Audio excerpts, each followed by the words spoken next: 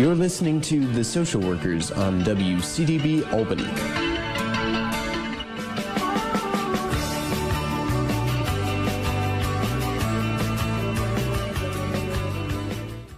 Welcome to the Social Workers Radio Talk Show. I'm your co-host, Alyssa Lotmore. Today we don't have Eric Hardiman because he's in another appointment, but we have a great guest today.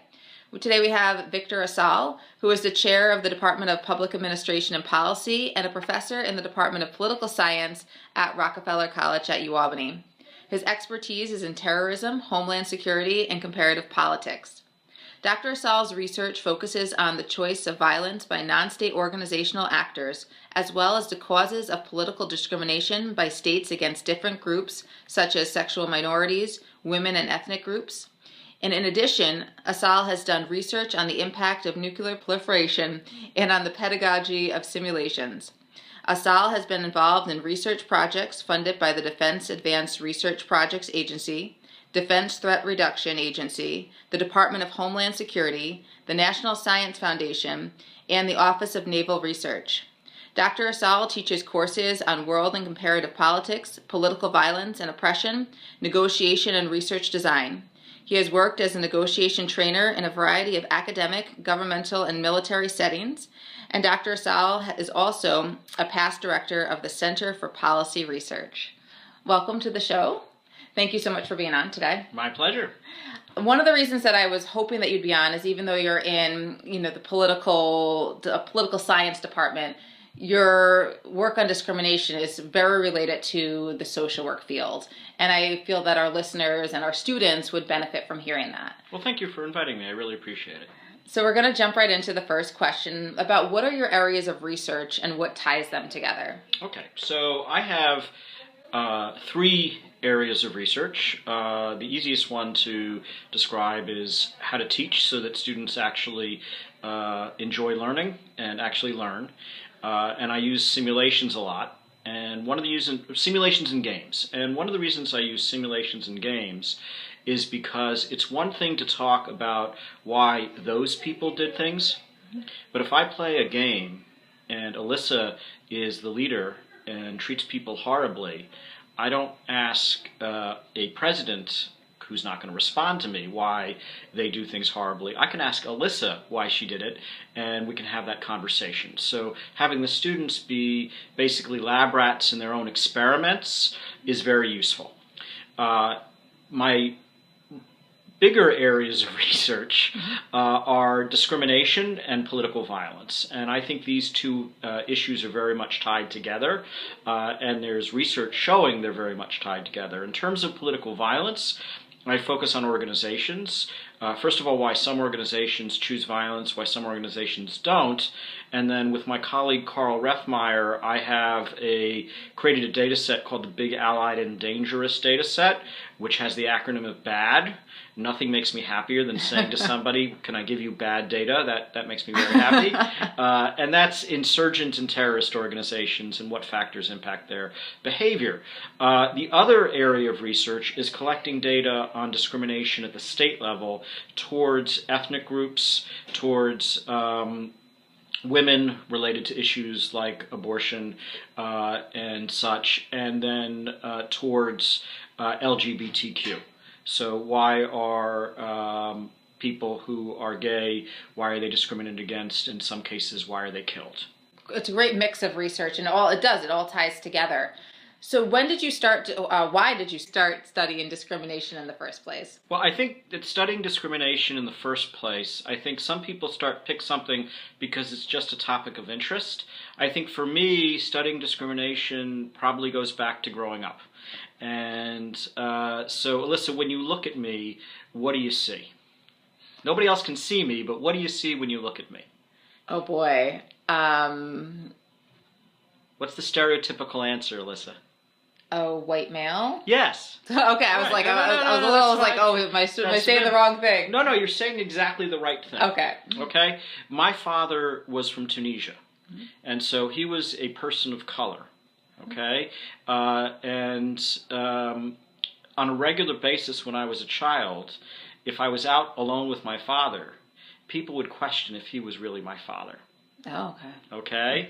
And because I'm a white guy, as you noted, and people have said to me horrendous things about people of color, because clearly I'm a white guy, so I must agree with them. I'm Jewish, and so people have told me horrible things about Arabs, although my father was from Tunisia. And because my last name is Arabic, people have assumed that I must hate Jews, so they've told me horrible things about Jews. So growing up, I've heard from people directly horrible things about every aspect of who I am, based on me being what's the right word, intersectional, and so I think that had a big impact on me growing up and me thinking about what topics were of interest. Now, even when you just asked me that question, I kind of hesitated for my answer. I was like, okay, was this the correct answer to give? How do I go about doing this? So what are some of the challenges about teaching things like discrimination to students? A lot of students are extraordinarily uncomfortable with talking about discrimination, with talking about their own experiences with discrimination. Some students feel that it's baloney and that it's not a thing anymore. I've had a student tell me, Professor Asal, I know the gays and the blacks used to be discriminated against, but they're not anymore, so why are they always complaining? And so bringing people with a variety of different attitudes who are uncomfortable sharing in front of other people can be challenging. Also, there are certain terms that set people off that I think are important for people to realize. So, for example, the term white privilege. A lot of people see white privilege as an insult.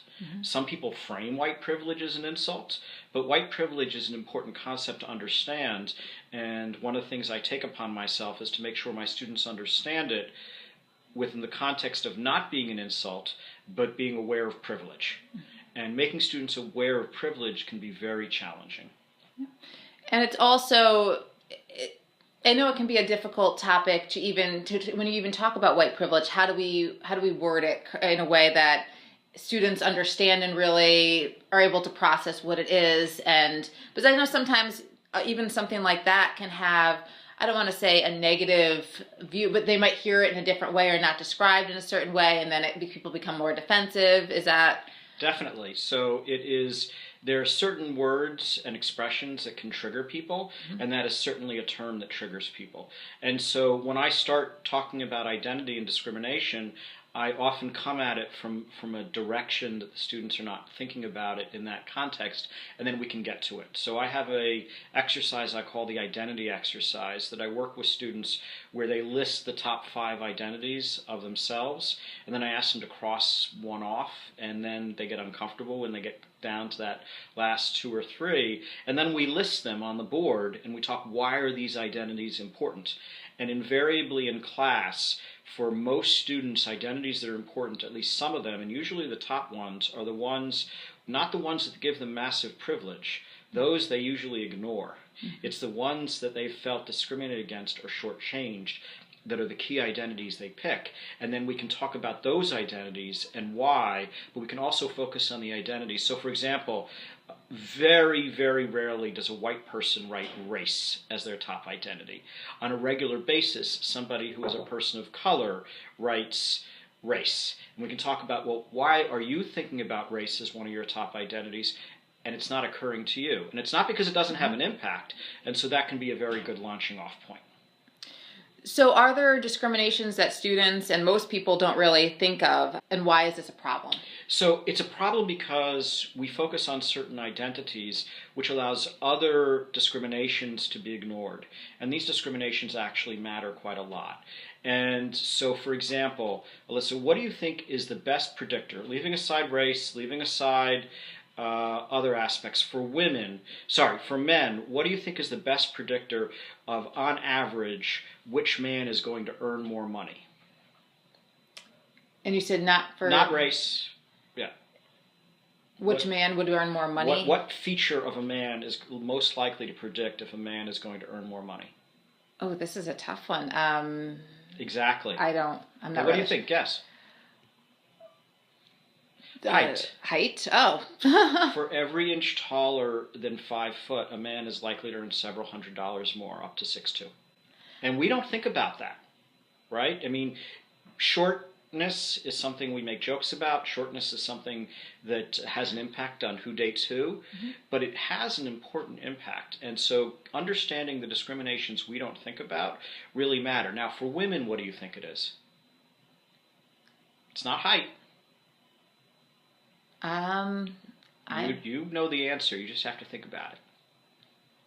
For women, whether it determines how much they would salary. Make, their salary. What has a big impact on their salary? What feature of a woman has a big impact on her salary? It wouldn't be appearance or anything like that. It's related to appearance, yes. Like their weight, or yes, really? That's what I was thinking, but I was kind of again hesitant to say it, but right. I wasn't. A woman who is morbidly obese is likely to make several $1,000s less. A woman who is obese is going to make $1,000 to $2,000 less, and a woman who is overweight is going to make several $100s less than a woman who is not. And this is extraordinarily important, and people make jokes about it, and we don't think of it really as discrimination. But it is discrimination.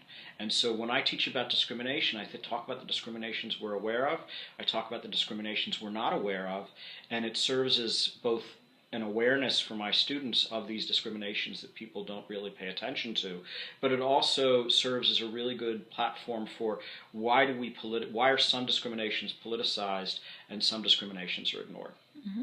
And it's also, I think, is not what's easier to talk about, but what's more... people are more, I don't want to say comfortable with talking about race, but people do talk about race, versus when you're talking about things like height and obesity or weight, it can be a little bit more, do we talk about this, or who will I offend? Not that it's not like that with race, but more people, I think there's more conversations about race, even though it still needs a lot to be done to talk about race and to really address race. It's a little different than talking about something like height and weight. And do we ignore that sometimes? Well, so I think the real key issue here is that around race and around gender, there has been mobilization efforts that have been successful and pushed hard. There's actually been efforts in the last 15 years around weight, fat acceptance and so forth. I don't know. Yep. And so there have been some efforts, but for a variety, there's a research project here that I have not started, but there's a research project here why and how certain discriminations are effectively mobilized and certain discriminations are not. This is really interesting, and you've been challenging me to think today. This is a segment, a radio segment, but also like a mini class right now. How do you teach about discrimination in your class using exercises and games? I mean, you talked a little bit about that. Right. I think it was an example right now during this interview of how you interacted with me and sort of making me think and say, like, what do you think? Give me an answer. Is this how you incorporate students to think in your class? So yes, I want students to think, to answer, to look at things from different perspectives. The identity exercise that I talked about, of them writing down their 5 top identities and then picking the one they would pick and then discussing with all the students. I will note that when I do that exercise, I never force students to volunteer. I only ask, and they have to tell me their answers if they choose. No one has to share their answers for obvious reasons. I mean, I've had students come up to me and say, Professor Asal, I'm not out yet, so I can't share that identity. And that's very important to give students that space. But I have other exercises and games where I think students learn about these experiences. So for example, I have an exercise where I pick 6 students, and if they each gets a ping pong ball, and if they get the ping pong ball into a crate, then they get an extra credit on the next quiz. 2 students stand right next to the crate. 2 students stand in the middle of the class, and 2 students stand all the way in the back. And the 2 students who stand right next to the crate, occasionally one misses, which I find incomprehensible, but most of them get it in the crate. The 2 students that stand halfway occasionally get it in, and the 2 students who stand all the way in the back never get it in. And this is a really good platform for talking about structure of society, and where people start has a huge impact on where people end up. And this whole conversation about, yeah, you can start anywhere and succeed. Well, it's possible, but having societies where inequality is built in is very important. And I have another exercise where we talk about risk and why people might mobilize. Okay, and mobilization is a really hard process Because if you go to a protest, and I'm sure you've gone to a protest, if you go to a protest, it's taking time away from something else. If you go to a protest where you get beat up, trust me, this is not fun getting beat up at a protest, that might distract you. And if you go to a protest where you might get shot, that distracts you even more. And a lot of students aren't aware of this. Well, I've actually literally had a student say, this was about 12 years ago, Professor Asal, why did it take the blacks so long to organize, right? Why couldn't they just. Well, so there's an exercise I have where I make all the students stand at the back of the room. It's a 200-person class. They all stand at the back of the room. We have TAs, and I say, okay, if you're the first person to touch the front wall, you will get an automatic A on the next quiz. And I'm going to let you sit down, followed by the following rules. Does anybody want to sit down now? Nobody wants to sit down. The next rule is the TAs get to start in the middle. And if they get to the wall first, you guys get no extra credit. And a third of the students go, it's not worth it, right? But their students are, it's still worth it. And then I say, oh yeah, and if you run and you're not the first person, then you get an automatic F on the next quiz. And 99.9% of the students sit down.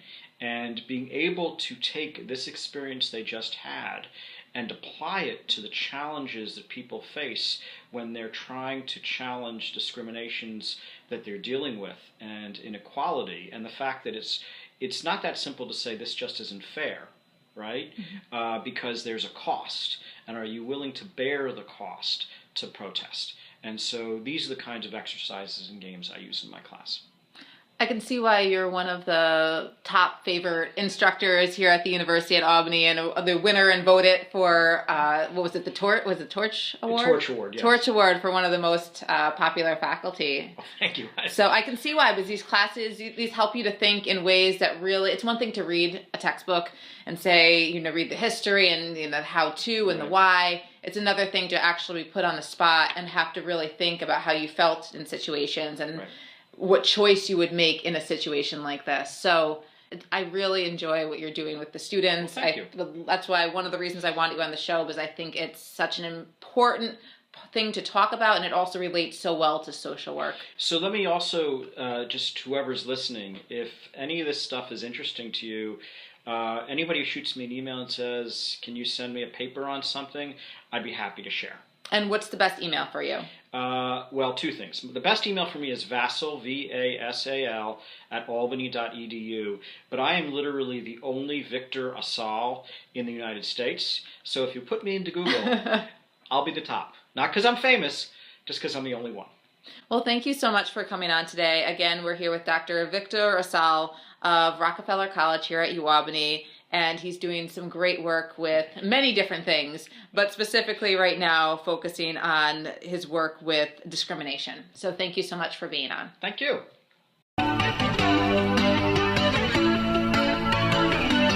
You're listening to The Social Workers on WCDB Albany.